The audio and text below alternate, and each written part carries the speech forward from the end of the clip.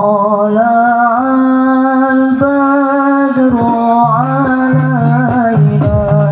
من ثنيات الوداع وجب الشكر علينا فدعا للمجد وعلى محمد.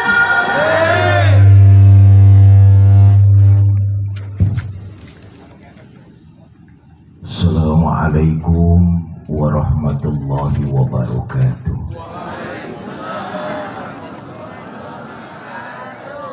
Alhamdulillahi rabbil alamin.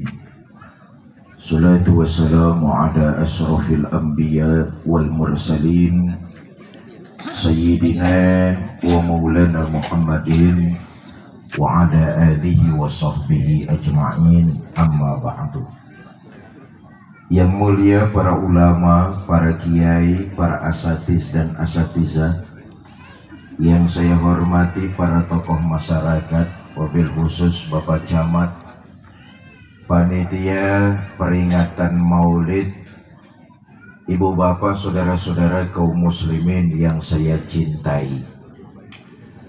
Sebagai bagian dari masyarakat, kita bersyukur memiliki pemerintah.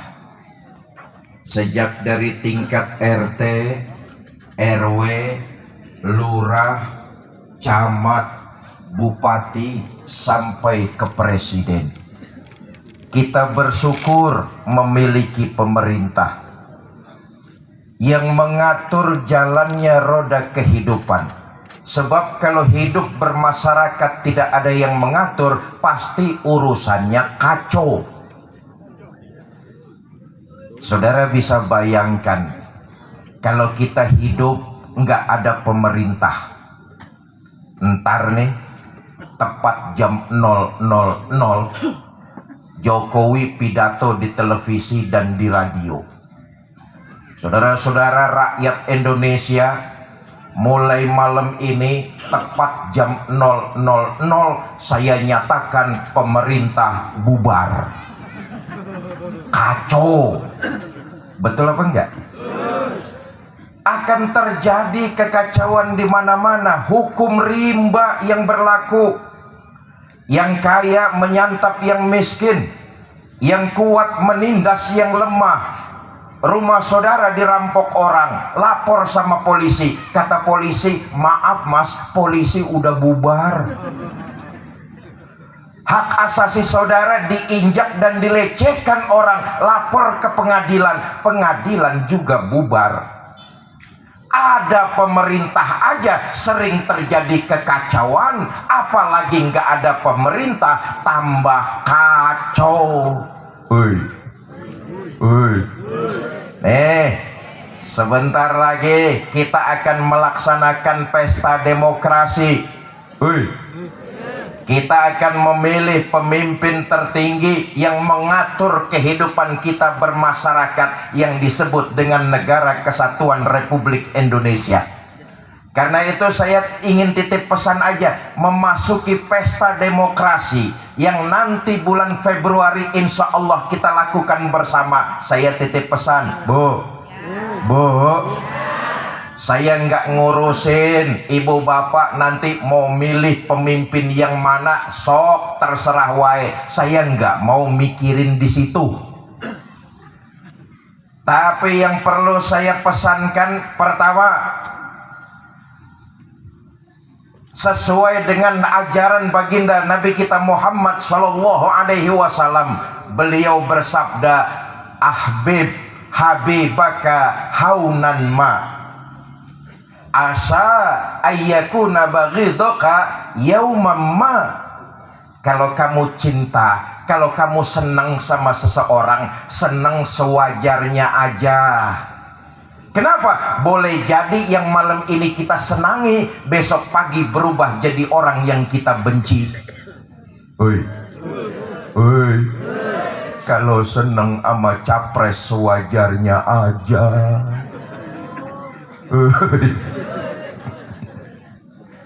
Sebaliknya kata Nabi, abghid baghidoka haunan ma, bencilah kamu kepada seseorang sewajarnya saja. Kenapa? Asa ayyakuna habibaka yauman ma, boleh jadi yang malam ini kamu benci, besok pagi jadi berubah orang yang paling kamu cintai. Pilihan kita kan pasti nggak sama, betul apa enggak? Aspirasi kita tentu berbeda.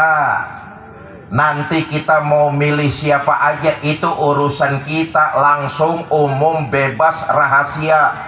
Kita pasti berbeda, sama tetangga nggak sama, sama saudara juga pasti berlainan pilihannya. Boleh, tapi jangan jelek-jelekin orang yang lain pilihannya sama kita. Menjunjung, membela mati-matian lah sarua. Naon sarua itu? Podoai. Ayo lihat, echonya matikan saja, minta tolong sound system nih. Cek 1 2, yang tadi itu yang pertama, cek 1 2, echonya dimatikan, volumenya dibesarkan sedikit. Cek 1 2. Nah, atur nuhun Kang, ulah dioprek-oprek wae nya. Pak Camat, soundnya udah lunas belum Pak Camat?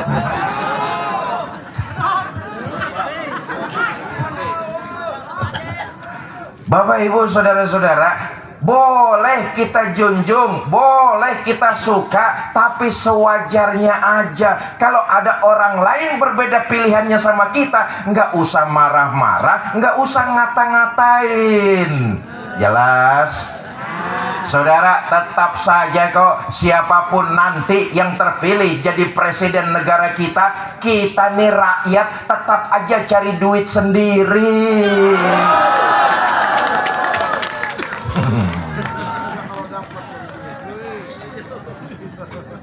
Landasannya junjungan kita baginda Nabi besar Muhammad sallallahu alaihi wasallam. Kalau kamu suka, sukalah sewajarnya saja, jangan berlebihan. Kalau kamu benci, benci juga sewajarnya, jangan kelewat batas. Boleh jadi yang kita suka malam ini, besok pagi berubah jadi orang yang paling kita benci. Tapi boleh jadi malam ini kita benci habis-habisan, besok pagi jadi orang yang paling kita cintai. Bu, makanya kalau ama mantu jangan benci.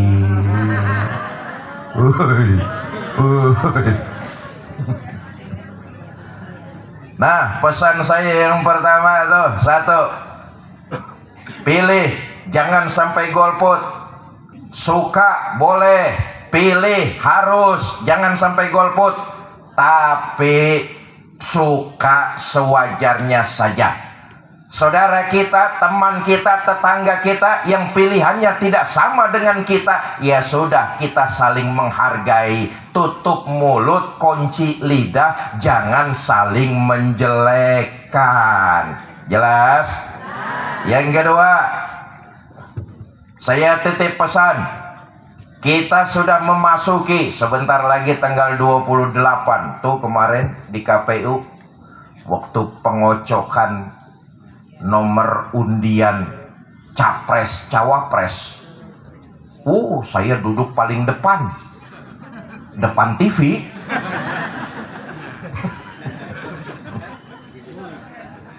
Tahapannya sudah dimulai, tanggal 28 sudah mulai kampanye.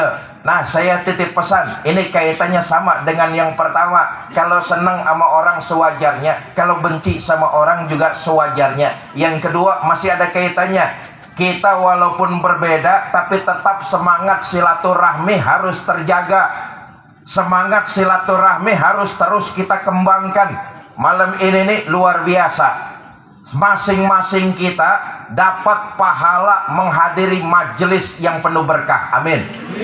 Bukan cuma itu, masing-masing kita mendapat pahala dari huruf-huruf yang diucapkan oleh qori kita melantunkan ayat suci Al-Quran. Tiap huruf kita mendapat pahalanya. Amin. Bukan cuma itu, pahala yang lebih utama terjadinya silaturahmi malam ini nih. Nih yang hadir 50 orang ada ini.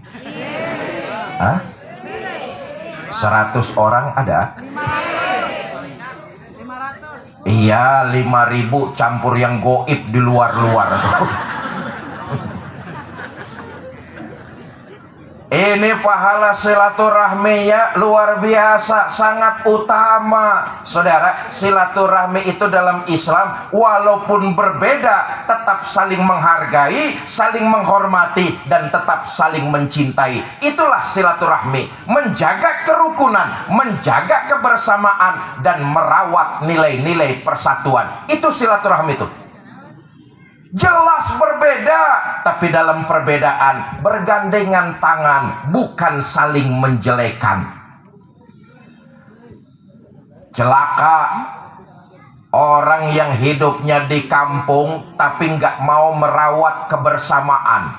Celaka orang yang di kampung senangnya jadi provokator. Ayah di dia, ayah. Mana dia orangnya?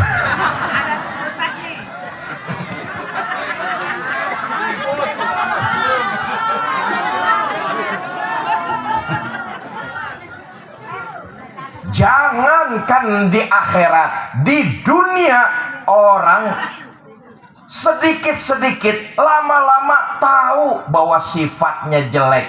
Provokator, tukang kompor kan begitu tuh. Hasut yang sana, bakar yang sini, nyundut yang sini, ngipasin yang sana.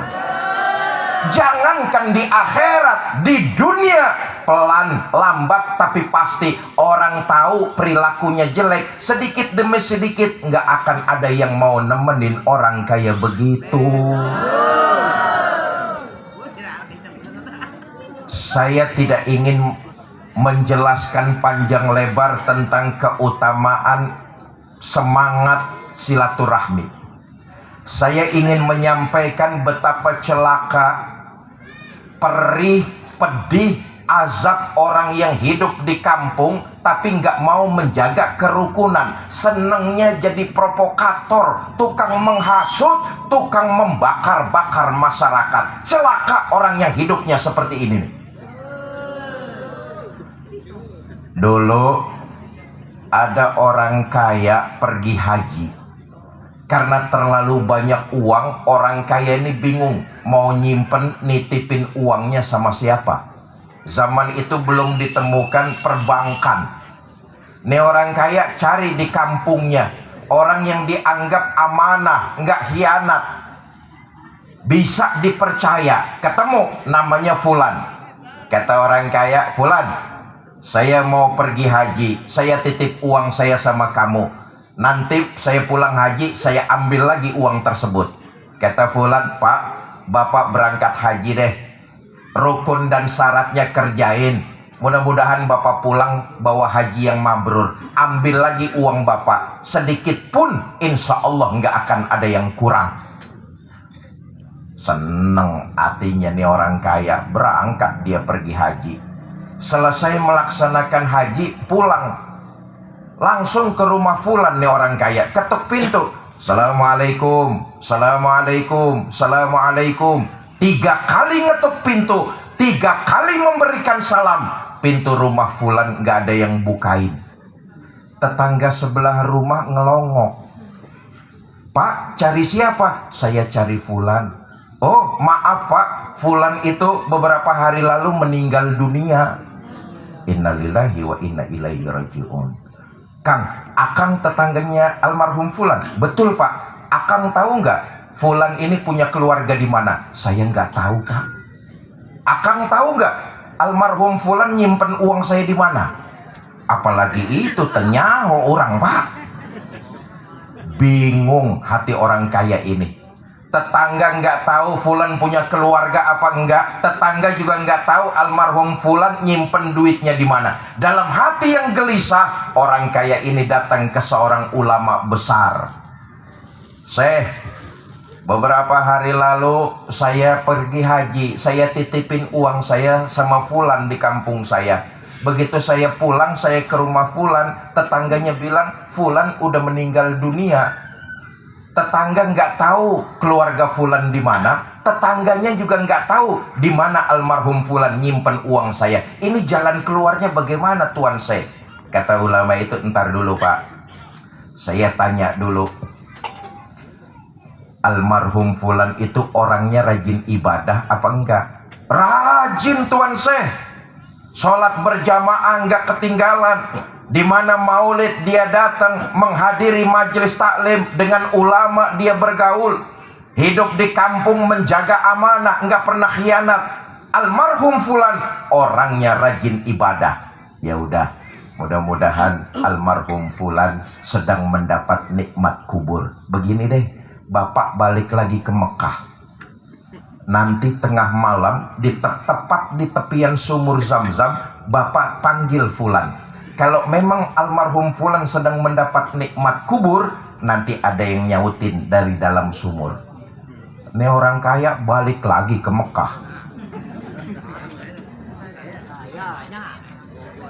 Udah lu dengerin aja.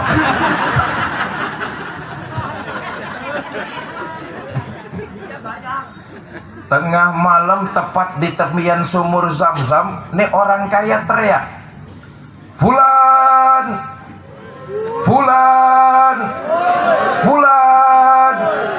3 kali teriak, 3 kali manggil, nggak ada yang nyautin dari dalam sumur Zam-Zam.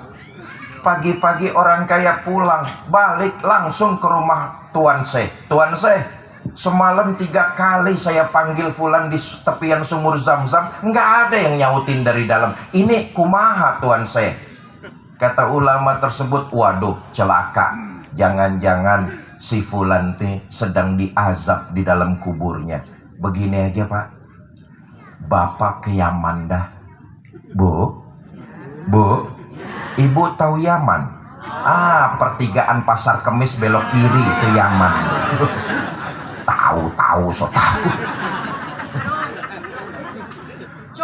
Bapak ke Yaman. Di Yaman ada sumur namanya Sumur Burnut. Kalau memang almarhum Fulan sedang diazab di dalam kuburnya, Bapak panggil di tepian sumur, nanti ada yang nyautin dari dalam. Berangkat orang kaya ke Yaman. Tengah malam tepat di tepian Sumur Burnut, orang kaya teriak, Fulan, oi. Baru sekali manggil, sudah ada yang nyautin dari dalam sumur. Terkejut orang kaya, ya Allah Fulan, kenapa kamu sedang diazab di dalam kuburmu? Hidup di dunia kan kamu rajin ibadah, sholat berjamaah nggak ketinggalan. Di mana pengajian kamu hadir, majelis taklim kamu giat, sama ulama kamu bergaul, hidup di kampung menjaga amanah. Kenapa kamu sedang diazab di dalam kuburmu Fulan? Kata Fulan, Pak, betul, waktu hidup di dunia saya ini rajin ibadah, tapi rupa-rupanya ada satu persoalan yang belum saya selesaikan waktu hidup di alam dunia. Mumpung Bapak datang ke sini, saya minta tolong Pak, temui saudara saya, sampaikan salam permohonan maaf dari kesalahan yang pernah saya lakukan dahulu. Tambah kaget orang kaya, loh kamu punya saudara? Punya Pak. Di mana saudara kamu? Pasar Kemis. Ya udah, Sherlock. Ini alamatnya Pak, tolong temui saudara saya, sampaikan permohonan maaf dari kesalahan yang dulu pernah saya lakukan. Kata orang kaya, Fulan, baik, alamat saudaramu sudah saya pegang. Nanti saya cari, saya akan sampaikan amanah yang kamu maksud. Terima kasih Pak. Ntar dulu Fulan, ngomong-ngomong uang saya kamu taruh mana? Oh, uang Bapak saya taruh di dapur, di pojok ada gundukan tanah. Galilah di situ saya taruh uang Bapak, hitung insya Allah nggak akan ada yang kurang. Pulang nih orang kaya, sesuai tempat yang ditunjukkan, digali ada segepok uang, dihitung nggak ada yang kurang. Dalam hati orang kaya berkata, benar, fulan adalah orang yang jujur, dapat dipercaya. Seketika orang kaya ingat pesan yang diberikan oleh almarhum fulan untuk nemuin saudaranya. Berbekal alamat yang dia pegang, dia cari rumah saudaranya itu. Ketemu, assalamualaikum. Waalaikumsalam. Mas, saudaranya fulan? Betul pak, saudara saya fulan itu kan sudah meninggal dunia. Kata orang kaya, iya saya juga tahu, justru itu saya datang ke sini. Saudaramu yang bernama fulan sekarang sedang disiksa di dalam kuburnya. Nih orang dikasih tahu saudaranya sedang disiksa di dalam kubur, meleleh air mata, nangis terseduh-seduh. Kata orang kaya, mas, kok bisa sampai kayak begini sih? Waktu di dunia kan kalian hidup bersaudara. Pak, betul, waktu hidup di dunia kami ini bersaudara. Tapi almarhum fulan itu pernah memutus silaturahminya kepada diri saya. Nih dia nih konteksnya nih. Saya datang ke rumahnya baik-baik, ditutupin pintu. Saya kirim hadiah makanan, dibuang di tepian jalan. Di mana tempat saya ajakin kalau ketemu bersalaman, melengos. Sampai pada puncaknya kepada orang di kampung saya, almarhum fulan jelas-jelas dia putus silaturahminya kepada diri saya. Tambah heran orang kaya, ya Allah fulan, kenapa gitu-gitu bener sih? Emang mula-mulanya persoalan apa? Mula-mulanya sih persoalan sepele pak, cuma gara-gara beda pilihan kepala desa. Awas lo, awas lo.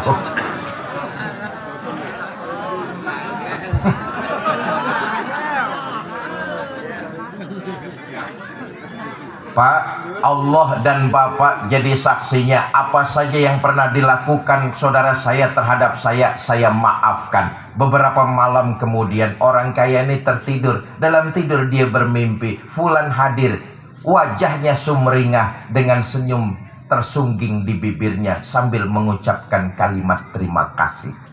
Bapak ibu saudara-saudara, silaturahmi saya kembali dalam Islam bukan harus sama-sama, tapi sebuah perbedaan dikemas dengan saling menghargai, saling menghormati, dan tetap saling mencintai. Itulah silaturahmi.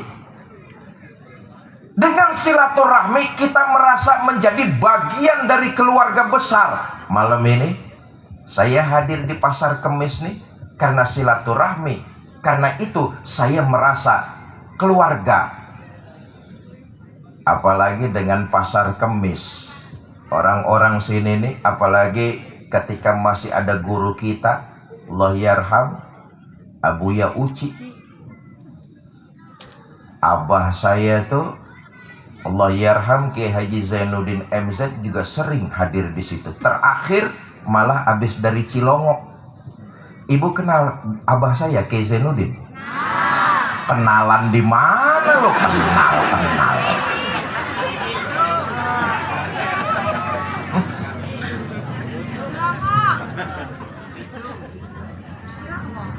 Makanya malam ini nih atas dasar silaturahmi, walaupun kita berbeda. Nah, saya qadarullah lahir di Kebayoran, Jakarta Selatan. Betul apa enggak?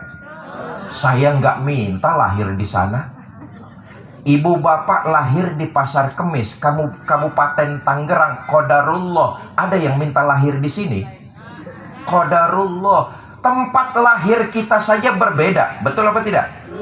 Tapi karena semangat kita silaturahmi, itulah yang membuat kita menjadi satu keluarga. Malam ini saya datang ke Pasar Kemis, saya nggak merasa sebagai orang lain. Saya hanya merasa seorang keluarga yang datang ke tengah-tengah keluarganya. Itu silaturahmi. Menghina saudara sama juga menghina saya. Menyakiti saudara sama juga menyakiti saya. Saya adalah saudara, saudara adalah saya. Di hatiku ada kamu. Asik. Nah, saya kembali, nanti ibu bapak mau pilih capres A, B, C, silakan saja. Tapi semangat silaturahmi ini harus kita tetap jaga.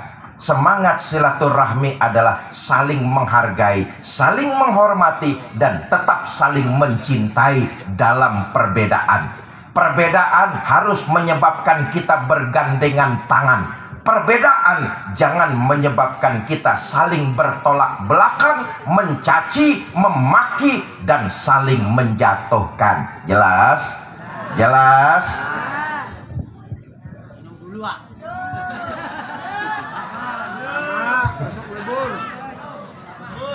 Iya, gua cuman ngelihat jam doang lah. Ini pidato di sini sampai jam berapa ini? Sampai jam 1. Ikut patungan 5.000 aja sampai jam 1. Nih begini.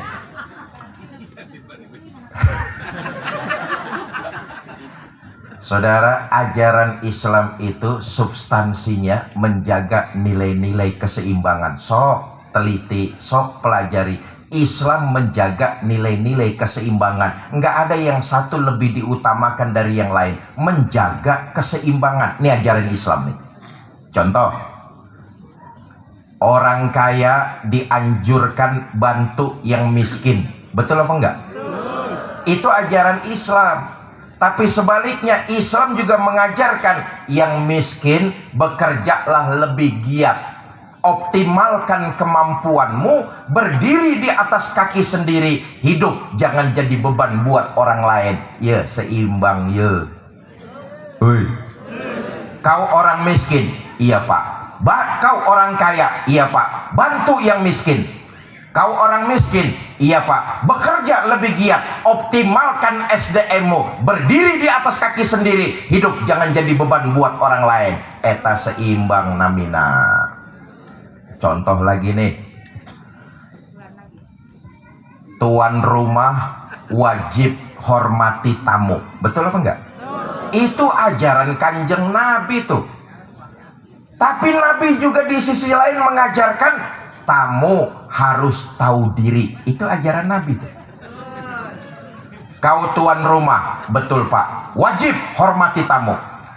Kau tamu, iya pak, harus tahu diri. Kalau besok hari kerja, pidato nggak usah lama-lama.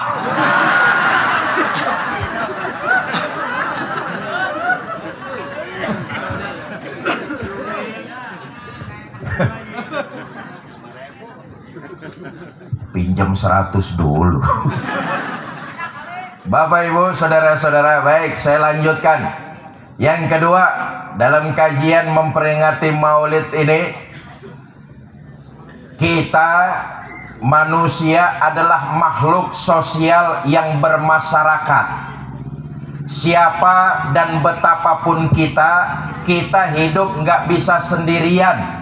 Kita perlu orang lain dan orang lain perlu kita. Betul apa enggak? Siapa dan betapapun kita, sehebat apapun kita di pasar kemis, kita tetap perlu bantuan orang lain dan orang lain perlu bantuan kita. Maka jelas dalam Quran, Allah menyuruh kita hamba-hambanya agar dalam melaksanakan kehidupan ini lita'arafu, bergaul. Ajaran Islam tuh kita disuruh bergaul. Yang paling penting dalam bergaul, bukan cuma orang harus ngerti perasaan kita, tapi juga kita kudu mau belajar ngertiin perasaan orang lain. Kalau bergaul orang saja disuruh ngerti perasaan kita, itu namanya egois.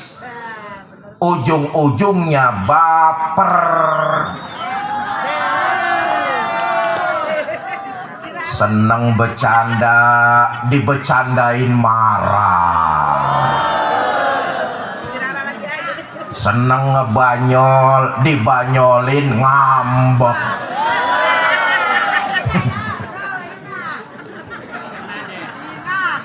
Yang namanya bergaul tuh bukan cuma orang kudu ngikutin kita, tapi juga kita harus belajar ngertiin perasaan orang lain.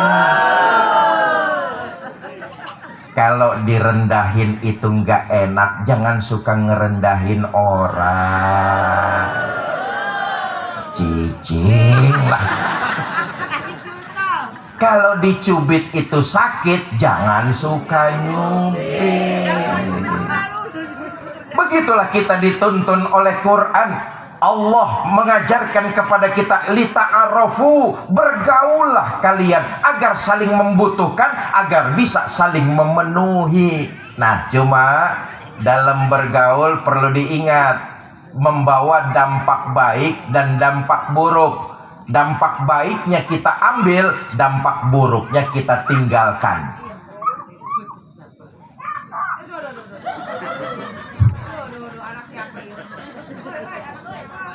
Baru daksa aja.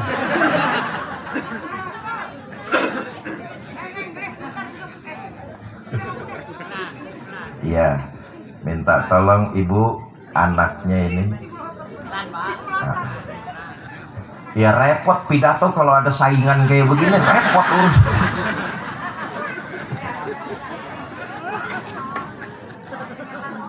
Nah, Bapak Ibu, saudara-saudara, apa pergaulan membawa dampak buruk yang mesti kita tinggalkan, jangan kita lakukan? Pertama, jangan berkawan dengan orang yang punya sifat iri. Ini dampak dari pergaulan. Ada saja dalam kehidupan bermasyarakat orang yang punya sifat iri. Nggak seneng ngelihat orang lain maju, nggak seneng ngelihat orang lain berhasil. Orang model kayak begini kan seneng ngelihat orang susah, susah ngelihat orang seneng. Tetangganya beli motor, demam. Tetangganya beli mobil, opnam. Di rumah sakit dengar tetangganya bangun rumah, modar sekalian. Padahal yang diajarkan baginda Nabi, kalau tetanggamu mendapat nikmat, dia senang, kamu ikut senang. Itu yang diajarin baginda Nabi. Sebaliknya, kalau tetanggamu mendapatkan bencana, musibah, dia susah, kamu ikut merasakan kesulitannya. Malam ini sudah kita buktikan hadis baginda Nabi, betapa sengsara dan sulitnya saudara-saudara kita kaum muslimin di Palestina. Malam ini korban jiwanya sudah melebihi 11.000 sekian ratus jiwa. Mendominasi korban jiwanya adalah anak-anak kecil dan para wanita. Mereka sekarang ini nggak tahu lagi harus bagaimana menjalani hidup. Air serba kurang, pasokan makanan pun serba kurang, alat-alat kesehatan pun mereka sulit mencari perlindungan.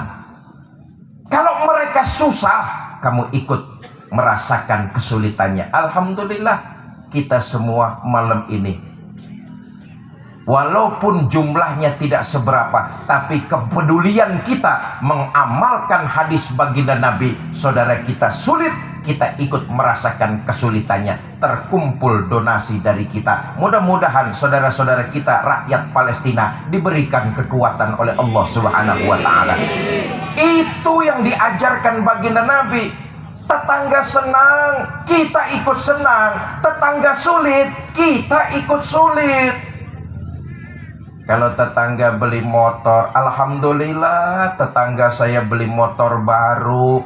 Kapan-kapan kan saya bisa minjem. Betul apa enggak? Tetangganya beli mobil baru, alhamdulillah tetangga saya beli mobil baru. Kapan-kapan kan saya bisa minjem. Tetangganya punya istri baru.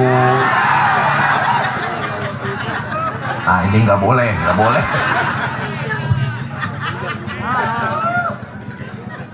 Saudara, akan ada saja dalam kehidupan kita bermasyarakat orang yang punya sifat iri, dengki, hasut. Kenal boleh, tapi berkawan akrab nanti dulu. Kenapa? Kita khawatir virus yang ada pada sifat dia menular kepada diri kita.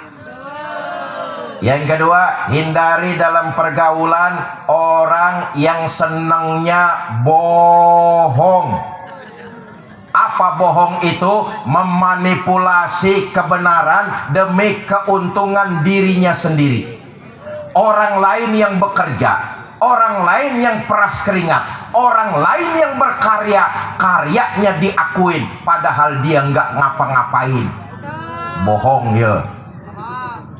Persis kata pepatah, ayam yang bertelur, sapi yang dapat nama.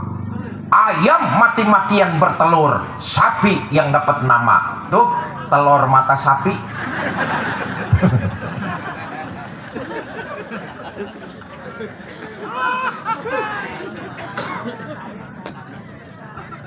Yang ketiga, hindari dalam pergaulan berkawan dengan orang yang senangnya ngomong melulu. Apaan aja dikomentarin, apaan aja diomongin. Bahasa Jermannya lemes.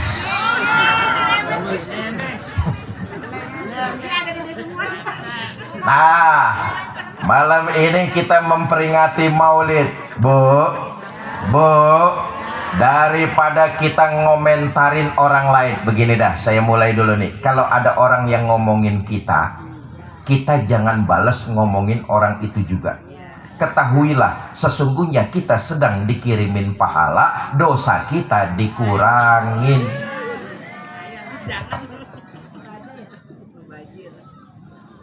Dan perlu disadari, kita hidup bermasyarakat nih nggak bakalan lepas dari mulut usil orang lain.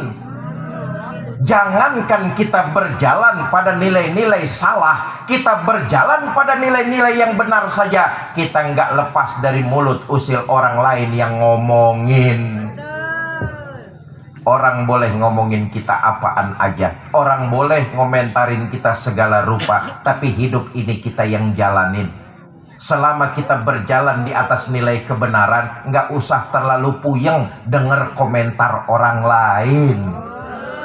Daripada kita ikut ngomentarin yang enggak, lebih baik nih Maulid, saya ingin mengajak kepada kita semua untuk selalu memperbanyak bacaan sholawat kepada baginda Nabi. Lihatlah sejarah, Nabi itu Nabi yang paling utama, betul apa tidak? Sayyidul Mursalin, Khotamun Nabiyyin.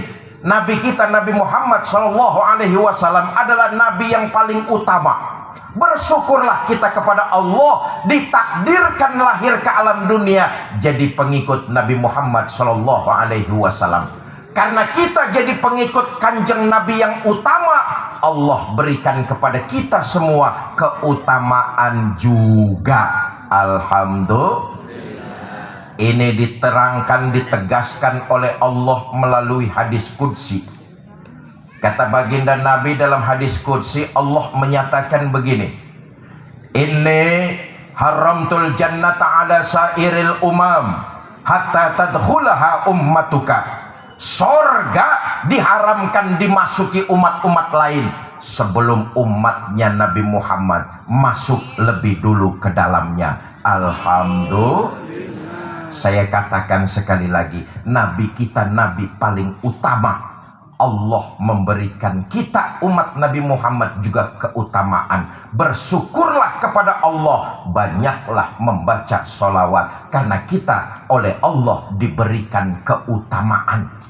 Nih, nanti di akhirat yang hadir malam ini nih, dibangkitkan lebih dulu, dihisab lebih dulu, lewat sirotol mustaqim lebih dulu, masuk sorga lebih dulu, kalau toh mampir ke neraka juga lebih dulu.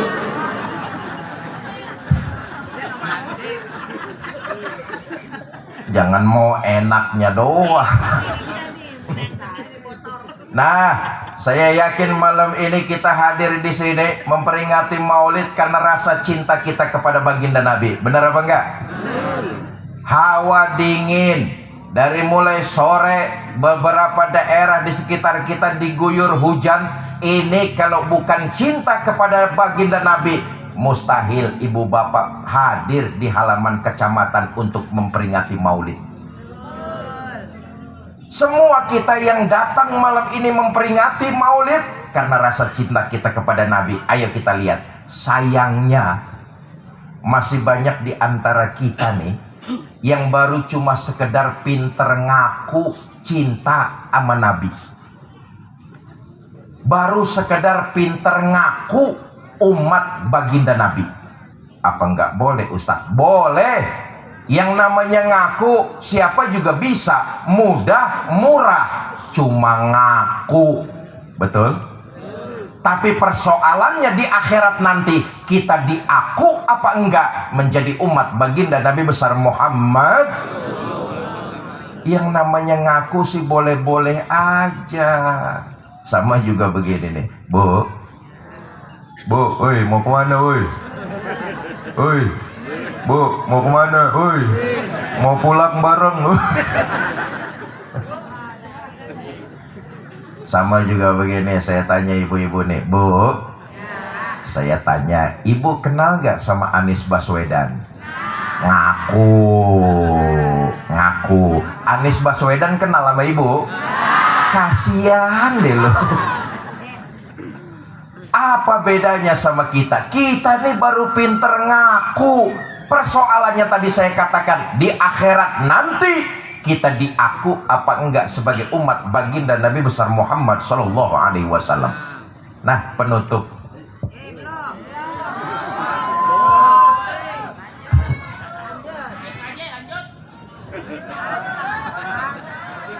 Begini. Iya, begini nih. Saya jelaskan nih. Ibu bapak jangan salah ya. Kerjaan yang paling capek itu pidato. Oh bener nih, kerjaan paling capek saudara. Dari tadi tangan saya bergerak-gerak, mulut ngoceh, otak muter. Abis ini ngomong apa, udah gitu ngomong apa, terus ngomong apa lagi. Jamaah duduk sambil makan dengerin enak terus. Nih jamaah begini nih bikin ustadz cepat pada mampus.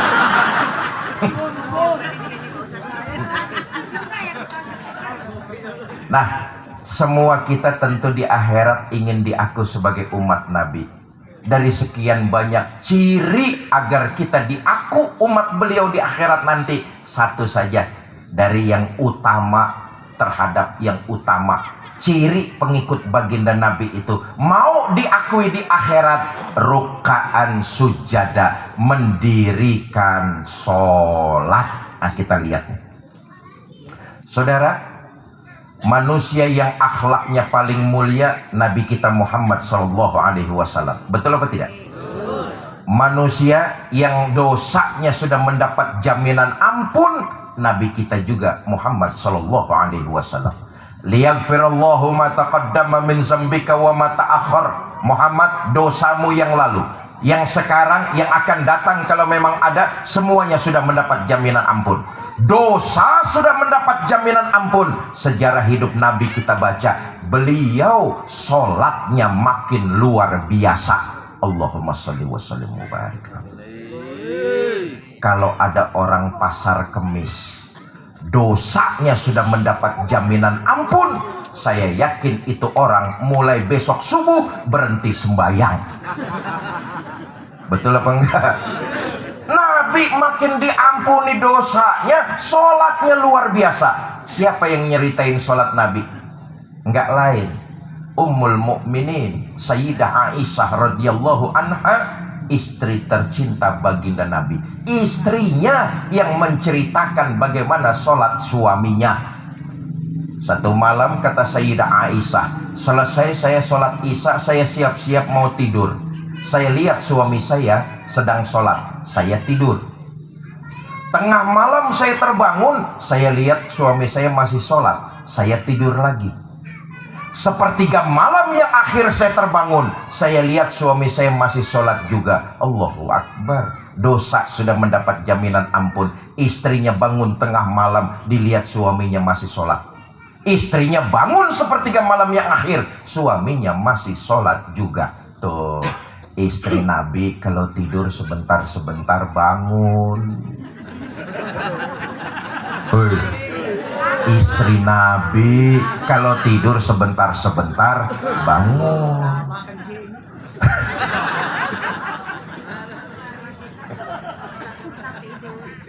Sayyidah Aisyah kata beliau, saya tungguin suami saya selesai sholat. Saya samperin, saya tanya, Bang, ada apa yang? Oh, Nabi itu kalau sama istrinya tipe suami romantis. Beliau paling lembut kepada keluarga, khusus kepada istrinya. Lihatlah sejarah. Nabi itu kalau manggil istrinya kalimatnya mesra. Sayyidah Aisyah itu wanita yang pipinya putih kemerah-merahan. Nabi kalau manggil istrinya, ya Humaira, hai yang kemerah-merahan. Bahasa anak sekarangnya, ada apa beb? Nah, lempengan ini nih ngajarin kita nih para suami nih. Pak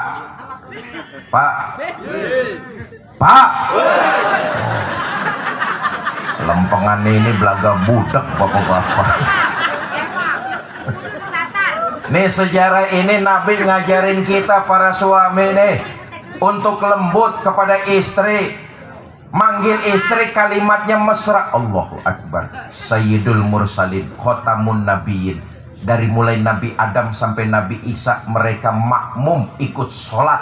Yang mengimami sholat mereka junjungan kita baginda Nabi besar Muhammad Sallallahu Alaihi Wasallam. Imamnya para Nabi dan Rasul Muhammad Sallallahu Alaihi Wasallam. Sejarah beliau kita baca, beliau lembut, romantis kepada istrinya.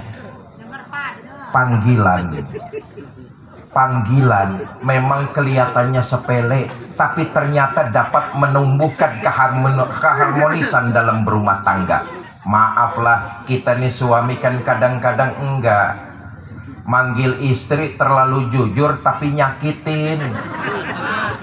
Udah tahu istrinya hitam, kalau manggil buluk, sini loh. Jujur.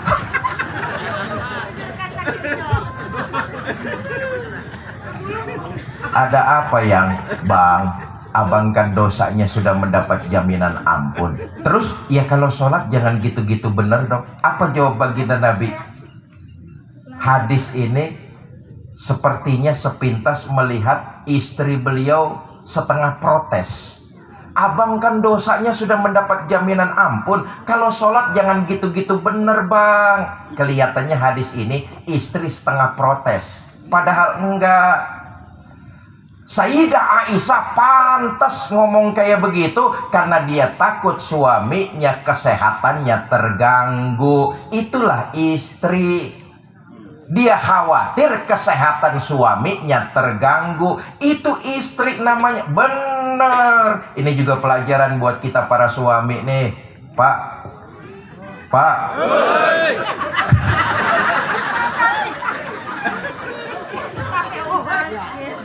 Makanya kalau kita lagi di luar rumah, kita lagi kerja, kita lagi tugas di luar rumah, istri nelpon, angkat Pak.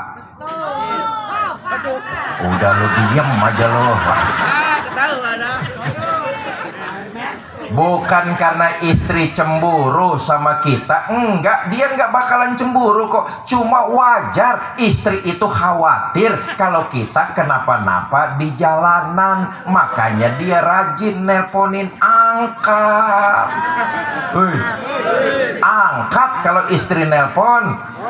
Angkat, masukin handphonenya ke jok motor. Udah beres.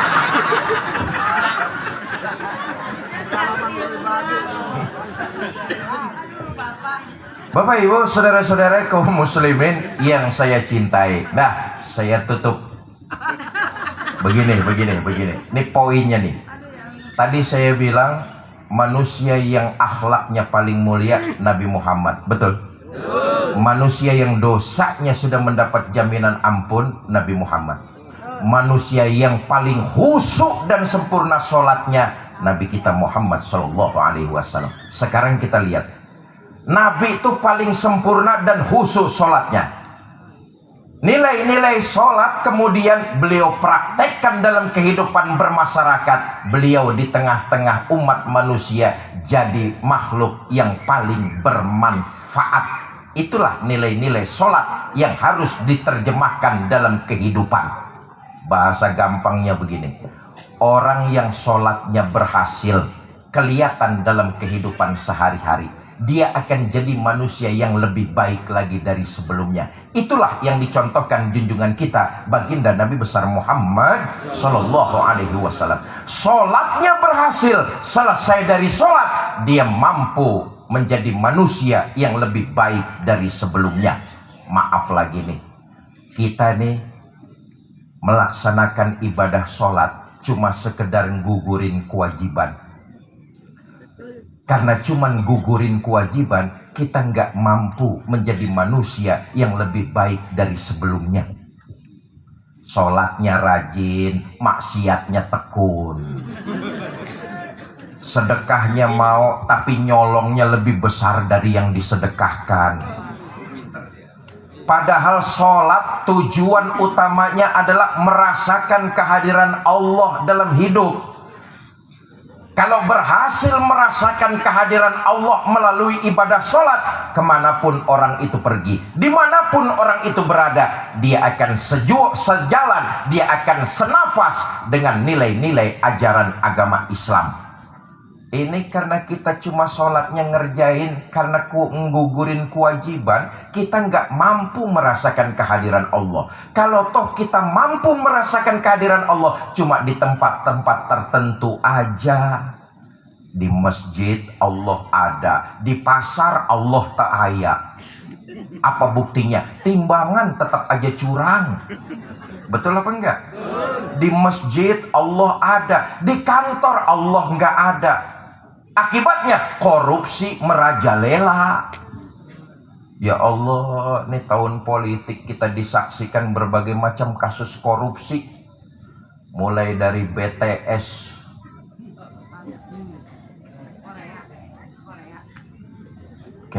Kemeninfo, Kementerian Informasi dan Telekomunikasi, itu proyeknya 10 triliun.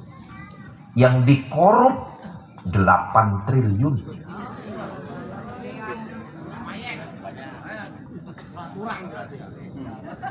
Rumah menteri, rumah dinas digeledah, ada uang cash 30 miliar.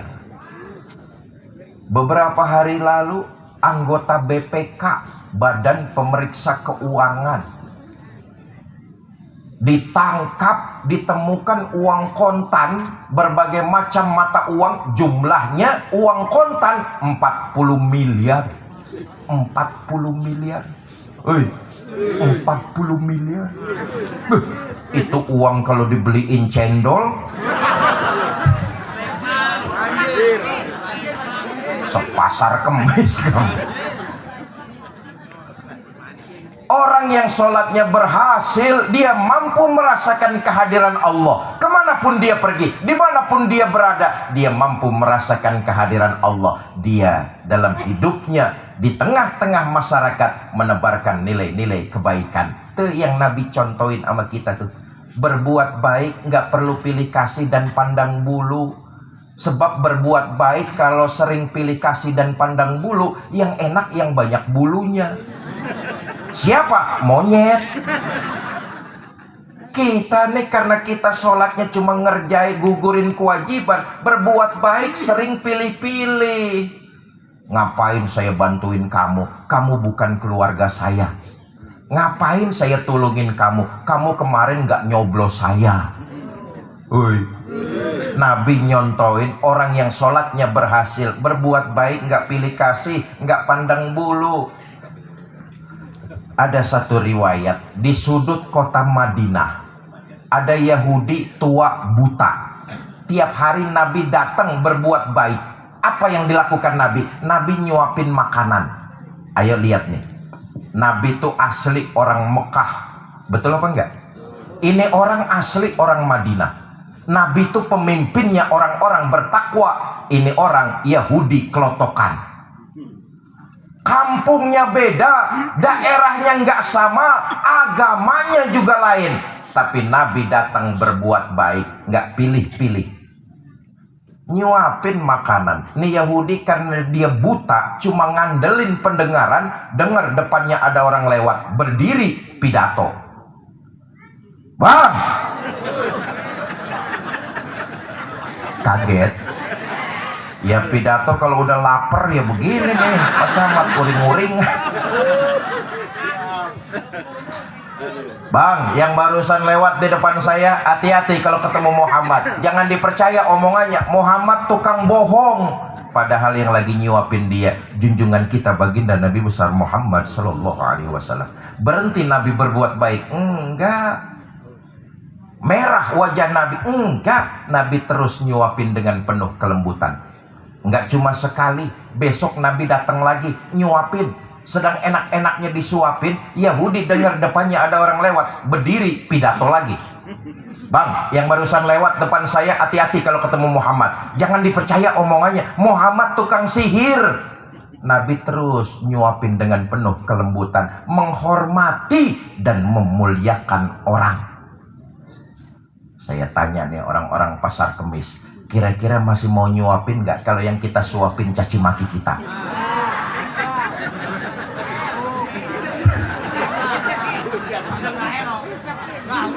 Suapin aja terus, tapi makanannya campurin racun dikit.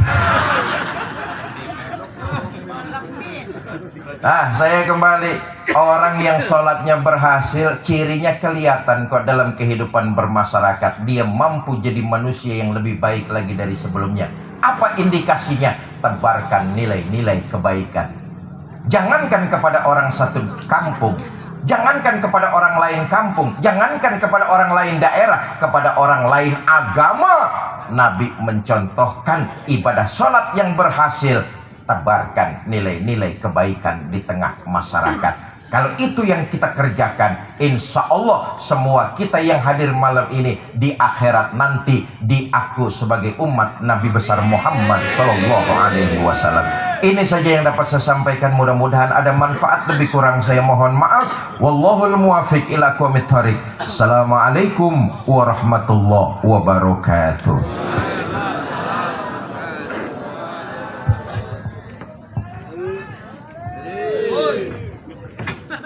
Syukran katsir kami ucapkan kepada Al-Mukarram Kiai Haji Fikri Haikal MZ